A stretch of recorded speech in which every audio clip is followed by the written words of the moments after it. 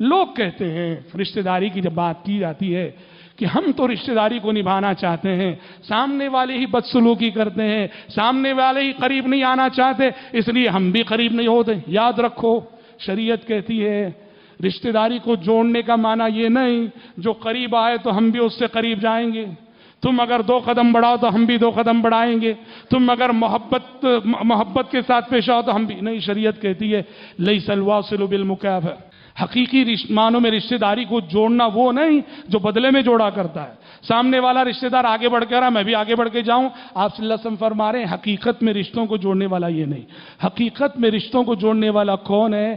جو تم سے دور بھاگتا ہے اس سے تم قریب ہونا، جو تم سے نفرت بانٹتا ہے اس سے آگے بڑھ کر محبت کو بانٹنا۔ اور یہ سب وہی کر سکتے ہیں جن کے دلوں میں عاجزی ہوتی ہے، انکساری ہوتی ہے۔ متکبر لوگوں سے یہ عمل نہیں ہوگا۔